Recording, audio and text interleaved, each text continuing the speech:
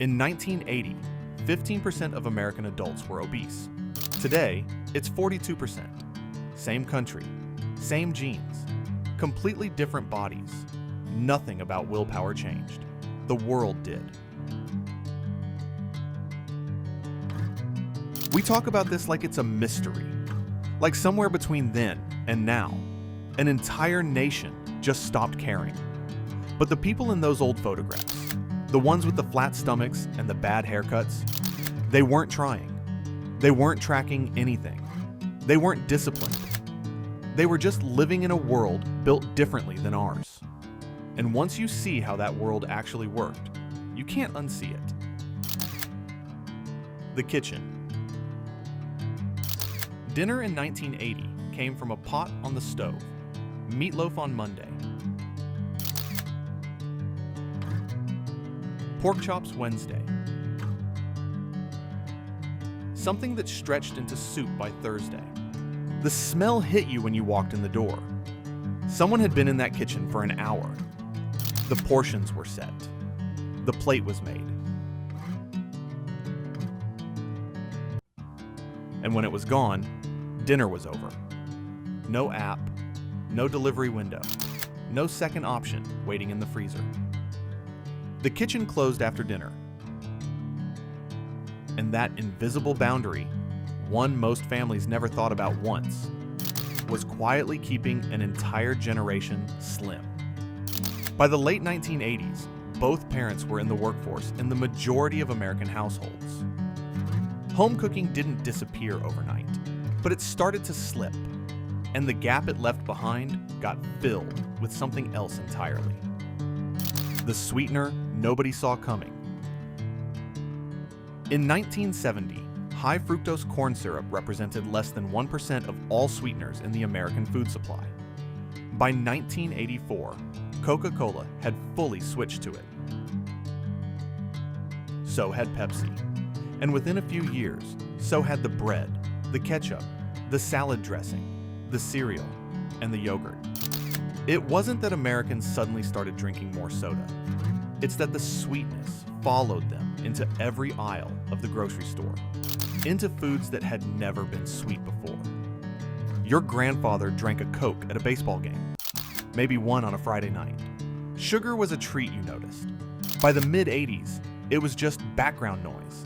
In everything, at every meal, adding up quietly every single day.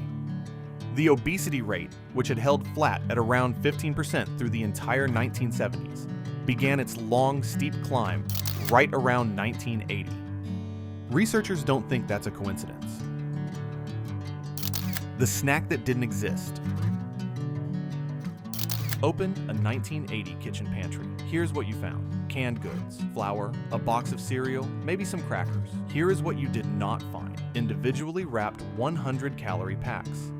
6 flavors of protein bar.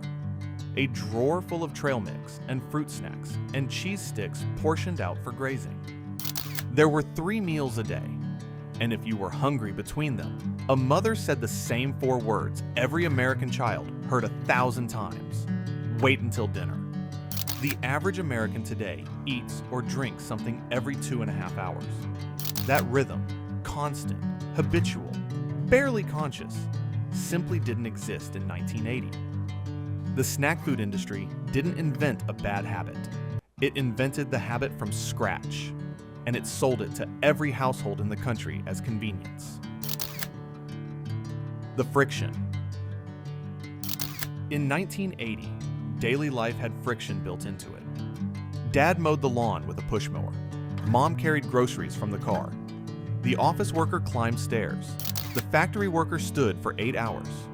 Nobody called any of it exercise. It was just Tuesday. Studies estimate that Americans in the late 1970s walked nearly 50% more per day than Americans walk today. Not because they were trying to, but because the world required it. Cars were less dominant. Suburbs were denser. Everything was slightly harder to get to. When that friction disappeared, when the riding mower replaced the push mower, when the drive-thru replaced the errand, when the elevator became the obvious choice, nobody felt the loss.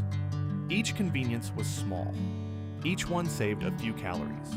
But across a week, a month, a year, a decade, the math added up to something nobody intended. The treat. McDonald's existed in 1980. So did Burger King. So did KFC. But going there was an event, a Friday night reward, something that happened once or twice a month, if that. You unwrapped a hamburger that cost 35 cents, ate a small order of fries, drank a 7-ounce Coke, and that was it. No upsell. No supersize.